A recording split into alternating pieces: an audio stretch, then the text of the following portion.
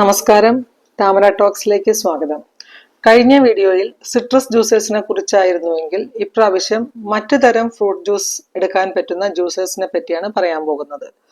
Citrus juicer കൂടാതെ വേറെ രണ്ട് തരം ജ്യൂസേഴ്സ് ആണ് കാണുന്നത്. ഒന്ന് സെൻട്രിഫ്യൂഗൽ ജ്യൂസേഴ്സ്, രണ്ടാമത് കോൾഡ് പ്രസ് അല്ലെങ്കിൽ സ്ലോ ജ്യൂസേഴ്സ്.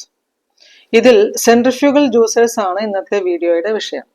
ജ്യൂസേഴ്സിന്റെ ഏറ്റവും പ്രയോജനം ഡയറ്റിംഗ് ചെയ്യുന്നവർക്കാണെന്ന് നിങ്ങൾക്കറിയാം. എന്നാലും ഡയറ്റിംഗ് ചെയ്തിട്ടില്ലെങ്കിലും ഈ വേനൽക്കാലത്ത് നല്ലൊരു ഫ്രൂട്ട് ജ്യൂസ് കുടിക്കാനായിട്ട് ആരാണ് ഇഷ്ടപ്പെടാത്തത്? അപ്പൊ ഫ്രൂട്ട് ജ്യൂസ് കുടിക്കാൻ വേണ്ടി മിക്സി ഉണ്ടല്ലോ എന്ന് വിചാരിക്കുന്നവരുണ്ടാവാം. അപ്പൊ പിന്നെ മിക്സിയിൽ ഉണ്ടാക്കുന്ന ജ്യൂസും ഈ ജ്യൂസും തമ്മിലുള്ള വ്യത്യാസം എന്താണ്? മിക്സിയിൽ നമ്മൾ ജ്യൂസ് അടിക്കുമ്പോൾ അതിൽ വെള്ളം കൂടി ചേർത്ത് അടിക്കണം. വെള്ളവും പഞ്ചസാരയും കൂടെ ചേർത്തടിച്ചാലേ ടേസ്റ്റ് കിട്ടൂ. കാരണം വെള്ളം ചേർക്കുന്നത് കൊണ്ട് പഞ്ചസാര ചേർക്കേണ്ടി വരും. ഇത്തരം ജ്യൂസുകളിൽ സെൻട്രിഫ്യൂഗൽ ജ്യൂസറിലോ അല്ലെങ്കിൽ കോൾഡ് പ്രസ് ജ്യൂസറിലോ നമ്മൾ അതിൽ വെള്ളം ഒഴിക്കുന്നില്ല. വെള്ളം ഒഴിക്കാത്തത് കൊണ്ട് തന്നെ ഫ്രൂട്ട്സിന്റെ ആ സ്വാഭാവികമായ മാധുര്യം ഉള്ളത് കൊണ്ട് നമുക്ക് പഞ്ചസാരയും വേറെ ചേർക്കേണ്ടി വരുന്നില്ല. അതുകൊണ്ടാണ് ഇത്തരം ജ്യൂസസ് ഡയറ്റിംഗ് ചെയ്യുന്നവർക്ക് ഏറ്റവും അനുയോജ്യം എന്ന് പറയുന്നത്. അല്ലെങ്കിലും വേനൽക്കാലത്ത് ഇതിന്റെ ടേസ്റ്റും ഇത് ഇഷ്ടപ്പെടാത്തവരായിട്ടും ആരാ ഉള്ളത്? ഇനി സെൻട്രിഫ്യൂഗൽ ജ്യൂസേഴ്സിനേക്കാളും കോൾഡ് പ്രസ് ജ്യൂസേഴ്സിന് വില വളരെ കൂടുതലായതുകൊണ്ട് കൂടുതൽ പേരും സെൻട്രിഫ്യൂഗൽ ജ്യൂസേഴ്സ് ആണ് ഉപയോഗിച്ച് കാണുന്നത്. മിക്സിയിൽ നിന്നും വ്യത്യസ്തമായി ഇതില് ഒരു ഹൈ സ്പീഡ് സ്പിന്നിങ് ബ്ലേഡ് ഉപയോഗിച്ച് വളരെ വേഗത്തിലാണ് ഈ ഫ്രൂട്ട്സും വെജിറ്റബിൾസും ഒക്കെ പൊടി പൊടിയായിട്ട് അരിഞ്ഞിട്ട് അതിൽ നിന്ന് വരുന്ന ജ്യൂസ് പൾപ്പിൽ നിന്നും സെൻട്രിഫ്യൂഗൽ ഫോഴ്സിലൂടെ സെപ്പറേറ്റ് ചെയ്തെടുക്കുന്ന രീതിയാണ് അവലംബിക്കുന്നത്.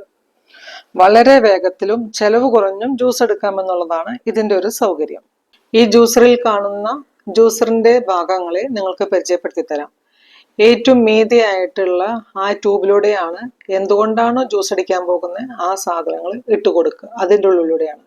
അതിനുശേഷം അത് താഴേക്ക് അമർത്താൻ വേണ്ടിയിട്ട് അതേ ഷേപ്പിലും നീളത്തിലും ഉള്ള ഒരു ബാറുണ്ട്, ഒരു പ്രസ്സിംഗ് ബാർ ഉണ്ട്. അത് വെച്ചിട്ടാണ് നമ്മൾ അമർത്തി കൊടുക്കുന്നത്. അത് അമർത്തുമ്പോൾ അതിൻ്റെ ഉള്ളിൽ ഇതിന്റെ താഴെയായിട്ടാണ് അതിന്റെ ബ്ലേഡ് വരുന്നത്, ആ സ്പിന്നിങ് ബ്ലേഡ്. ആ ബ്ലേഡിൽ വെച്ചിട്ട് കറങ്ങിയതിന് ശേഷം ആ ബ്ലേഡിൽ നിന്ന് വരുന്ന അതിന്റെ ആ പിണ്ടി അല്ലെങ്കിൽ ആ കൊറ്റൻ ഉണ്ടല്ലോ, അത് ഇതിന്റെ റൈറ്റ് സൈഡിൽ കാണുന്ന പ്ലാസ്റ്റിക് കാണുന്നില്ല ഇവിടെ ഓറഞ്ച് കളറിൽ, അതിൽ മീതത്തേല് അതിന്റെ ജ്യൂസ് പോയതിനു ശേഷമുള്ള പിണ്ടിയും താഴത്തേല് ആ ജ്യൂസും കളക്ട് ചെയ്യപ്പെടും. ഇതിന് ആ സ്വിച്ച് കാണുന്നത് ഒന്നാമത്തെ സ്വിച്ച് അത് ലോക്ക് ആൻഡ് അൺലോക്ക് ചെയ്യാനാണ്. അത് അൺലോക്ക് ചെയ്തെങ്കിൽ മാത്രമേ അത് വർക്ക് ചെയ്യുള്ളൂ. എല്ലാ സാധനങ്ങളും നമ്മൾ തിരിച്ച് ഫിക്സ് ചെയ്ത് അത് അൺലോക്ക് ചെയ്യുമ്പോഴാണ് നമുക്കത് പ്രവർത്തിപ്പിക്കാൻ പറ്റുള്ളൂ. അതിന്റെ താഴെയുള്ള കാണുന്നതാണ് സ്പീഡ് നോബാണ്, അതിന്റെ സ്പീഡ് കൺട്രോൾ നോബാണ്. അപ്പൊ ഇപ്പൊ കാണുന്ന പോലെ മീതത്തെ തട്ടിലാണ് അതിന്റെ ആ ജ്യൂസ് കളഞ്ഞിട്ടുള്ള ആ പിണ്ടിയെല്ലാം കൊറ്റം വരുന്നത്, താഴെ ജ്യൂസും കളക്ട് ചെയ്യപ്പെടുന്നു. ക്യാരറ്റിന്റെയും ബീട്രൂട്ടിന്റെയും ജ്യൂസ് എടുക്കുമ്പോൾ അതിന്റെ ജ്യൂസ് കളഞ്ഞിട്ടുള്ള ആ ഒരു കൊറ്റന് ഒരു പ്രത്യേകതയുണ്ട്. മറ്റു ഫ്രൂട്ട്സിന് കിട്ടുന്നത് പോലെ പൾപ്പായിട്ടല്ല കിട്ടുക, പക്ഷെ പൊടി പൊടിയായി അരിഞ്ഞ കഷ്ണങ്ങളായിട്ടാണ് കിട്ടുക. അപ്പൊ നിങ്ങൾക്കത് വേസ്റ്റ് ആക്കേണ്ടതില്ല. അതിൽ നാളികേരം ചേർത്ത് നന്നായി തോരൻ ഉണ്ടാക്കുകയാണെങ്കിൽ നല്ല ടേസ്റ്റ് ഉണ്ടാവും, കൂടുതൽ ടേസ്റ്റ് ഉണ്ടാവും. കാരണം എന്താണെങ്കിൽ ക്യാരറ്റിന് സ്വതസിദ്ധമായിട്ടുള്ള അതിന്റെ മധുരം ഈ ജ്യൂസ് എടുക്കുന്നതോടുകൂടി പോവും. അതേപോലെ തന്നെ ബീട്രൂട്ടിനും അത് തന്നെ സംഭവിക്കും. അതേസമയം അത് പൾപ്പായ ഒരു പേസ്റ്റ് പോലെ ആവാത്തത് കൊണ്ട് പൊടിയായിട്ടുള്ള അരിഞ്ഞത് നിങ്ങൾ തോരൻ വെച്ചാൽ കൂടുതൽ ടേസ്റ്റ് ആണ് ഉണ്ടാകുക. എല്ലാ ജ്യൂസേഴ്സിനും പൊതുവായിട്ട് കാണുന്ന ചില കാര്യങ്ങളുണ്ട്. അതായത് സ്റ്റെയിൻലെസ് സ്റ്റീൽ ബ്ലേഡ് ആയിരിക്കും, ABS പ്ലാസ്റ്റിക് ബോഡി ഉണ്ടാവും, 3 ഇഞ്ച് വൈഡ് ഫീഡിംഗ് ട്യൂബ് ഉണ്ടാവും. എന്താണ് ഈ ഫീഡിംഗ് ട്യൂബ്? എന്തുകൊണ്ടാണോ ജ്യൂസ് ഉണ്ടാക്കാൻ പോകുന്നത് ആ സാധനം കട്ട് ചെയ്തിട്ട് അല്ലെങ്കിൽ ആ ഫ്രൂട്ടോ വെജിറ്റബിളോ നമ്മൾ ഇട്ട് കൊടുക്കുന്ന ആ ട്യൂബ് ഉണ്ടല്ലോ, അതാണ് ഫീഡിംഗ് ട്യൂബ്, മീതയ്ക്ക് പൊന്തി നിൽക്കുന്നത്. അതിന് 3 ഇഞ്ചെങ്കിലും വീതി ഉണ്ടായിരിക്കും. ഷോക്ക് പ്രൂഫ് ബോഡി ആയിരിക്കും. പിന്നെ ഡൊമസ്റ്റിക് യൂസിന് വേണ്ടി പ്രത്യേകിച്ച് ഉണ്ടാക്കപ്പെട്ടതായിരിക്കും. നോബ് കൺട്രോൾ ആയിരിക്കും. അതായത് അതിന്റെ സ്പീഡ് കൺട്രോൾ ചെയ്യുന്നത് നോബായിരിക്കും, പ്രസ് ബട്ടൺ അല്ലാന്ന്. കാരണം നോബ് കൺട്രോൾ എപ്പോഴും പ്രസ് ബട്ടണേക്കാൾ നല്ലതായിട്ടാണ് അറിയപ്പെടുന്നത്, അതുകൊണ്ടാണ് പറയുന്നത്. പിന്നെ കോപ്പർ മോട്ടർ ഉണ്ടായിരിക്കും. ഇനി ബ്രാൻഡുകൾക്ക് അനുസരിച്ച് വ്യത്യാസപ്പെടുന്ന ചില കാര്യങ്ങളുണ്ട്. അത് നിങ്ങൾ നിങ്ങളുടെ ആവശ്യവും നിങ്ങളുടെ ബജറ്റും അനുസരിച്ച് നോക്കി വാങ്ങിക്കേണ്ടതാണ്. അതെന്തൊക്കെയാണ്? ഒന്നാമത്തെ കാര്യം വോട്ടേജ് എത്രയാണെന്ന് നോക്കാം. വോട്ടേജ് സാധാരണ 300 to 900 വാട്ട്സിലാണ് വരുന്നത്. ആക്ച്വലി 300 വാട്ട്സ് മതിയാവും നന്നായിട്ട് വർക്ക് ചെയ്യുന്ന ഒരു ജ്യൂസറിന്. ഈ 900 വാട്ട്സ് ഒക്കെ വെക്കുന്നത് പ്രത്യേകിച്ചും അത് മിക്സർ ഗ്രൈൻഡറും കൂടി ഉള്ളതാണെങ്കിലാണ് അത് വരും. ഇപ്പൊ സുജാതയുടെ മോഡലിലൊക്കെ അല്ലെങ്കിൽ ഉഷയുടെ ചില മോഡലിലൊക്കെ ഇങ്ങനെ മിക്സർ ഗ്രൈൻഡറോട് കൂടി വരുന്നുണ്ട്. അപ്പൊ അങ്ങനെയാകുമ്പോൾ 900 വാട്ട്സ് ഇല്ലാതെ പറ്റില്ല. അതർവൈസ് ജ്യൂസ് മാത്രമുള്ള ഒരു എക്യുപ്മെന്റിന് വേണ്ടിയാണ് പോകുന്നതെങ്കിൽ 300 വാട്ട്സ് സഫീഷ്യന്റ് ആണ്. ഇനി സ്പീഡ് 18,000 തൊട്ട് 22,000 RPM വരെയുള്ളതാണ് സാധാരണ കാണുന്നത്. സ്പീഡ് സെറ്റിംഗ്സ് 2 സ്പീഡ് അല്ലെങ്കിൽ 3 തരം സ്പീഡ്, 1, 2, 3 അങ്ങനെ 3 തരം സ്പീഡിലിടാൻ പറ്റും, അല്ലെങ്കിൽ 2 തരം. പിന്നെ പൾപ്പ് കളക്ടേഴ്സ് കപ്പാസിറ്റി, അതായത് ജ്യൂസ് വേർപിരിഞ്ഞതിന് ശേഷമുള്ള ആ പൾപ്പ് ശേഖരിക്കുന്നതിന്റെ കപ്പാസിറ്റി 1 തൊട്ട് 2.5 ലിറ്റർ വരെയുള്ള കപ്പാസിറ്റി ഉള്ള ജ്യൂസേഴ്സ് ഉണ്ട്. ഇനി ജ്യൂസിന്റെ ജഗിന്റെ കപ്പാസിറ്റി സാധാരണ 1/2 ലിറ്റർ തൊട്ട് 1 ലിറ്റർ വരെയുള്ളതാണ് കാണാറുള്ളത്. ഇതിന്റെ വെയിറ്റ് ഒരു 1.8 തൊട്ടിട്ട് 3.6 kg വരെ ഉണ്ടാവും. അത് പിന്നെ നിങ്ങളിപ്പോൾ അത്ര വിഷമിക്കൊന്നും വേണ്ട. ഇത് പിടിച്ചിട്ട് നമുക്ക് കിച്ചൺ മുഴുവൻ നടക്കാനുള്ളതൊന്നല്ലല്ലോ, ഒരു സ്ഥലത്ത് വെച്ചിട്ട് പ്രവർത്തിപ്പിക്കാനുള്ള കാര്യമാണല്ലോ. അപ്പൊ അതില് വെയിറ്റ് ഒരു വലിയൊരു ഫാക്ടർ അല്ല. എങ്കിൽ പോലും ഇതൊക്കെയാണ് വ്യത്യാസപ്പെട്ടിരിക്കുന്നതെന്ന് പറയുന്നു മാത്രം. വയർ ലെങ്ത് 0.8 മീറ്റർ തൊട്ട് 2.1 മീറ്റർ വരെയുള്ളതാണ് കാണുന്നത്.